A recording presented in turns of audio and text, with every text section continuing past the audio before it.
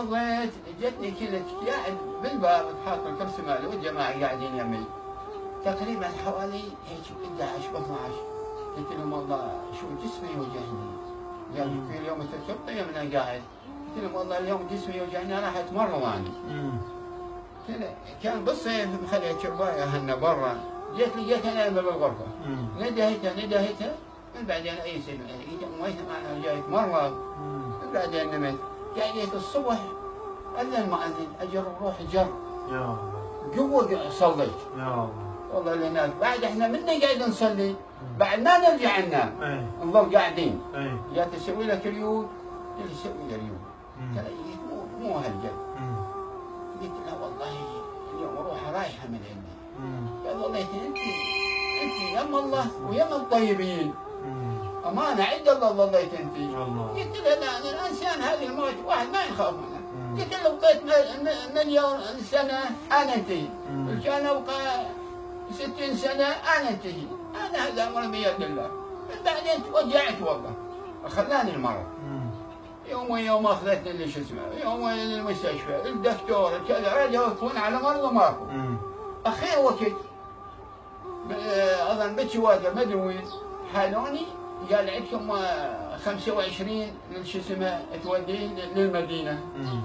جات لهم ايه ودوني المدينه خلوني بدي شو اسمه برا اجتمعوا علي الاطباء. قالوا المرض ماله لوريا واللوريا هذا مرض خبيث وهو منه ضعيف البنيه لاقيت دم والهيدا ملاح تصعد على الكلى واذا نغسل له الكلى ينتهي. اخذوه هو والله. الله رحيم. والله شريف انا والله انا زينه والله انت لا ترهيني بس انا لك يشيلوني الجماعه ما قصروا انا ممنون والشكر لله.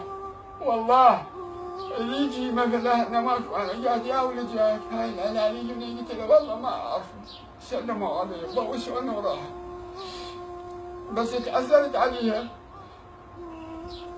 القرآن موجود على الميل ناوشت القرآن ونشرته على راسي 3 أشهر ظليت اسحب الصوت ما اقدر والله ما اقدر جسمي ورم انتهيت.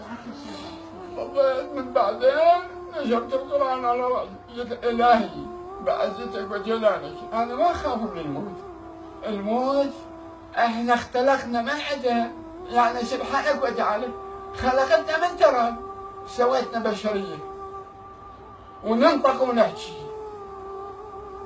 بس يعني اختلقنا من عندها نرجع اليها بعزتك وجلالك وارتفاعي في مكانك.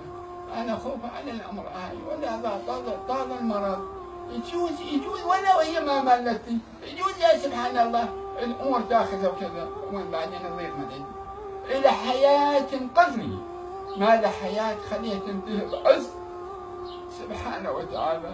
الصبح قعدت جات اخذك المرضى مع احترامي الك قلت لها لا شلبت بالحياه قمت جات اسوي لك اليوم قلت لها والله الحمد لله الله من علي يسوي لي اليوم والله الحمد يا الله وشفى لله وشفيت والله الكريم ووفيت اللي علي 3 أشهر اصلي وفيت هنيئا ورمضان صادفت رمضان متوجعه ثاني رحمة رب العالمين والقرآن المجيد ووفيت الشهر العلي كله وهاي لله.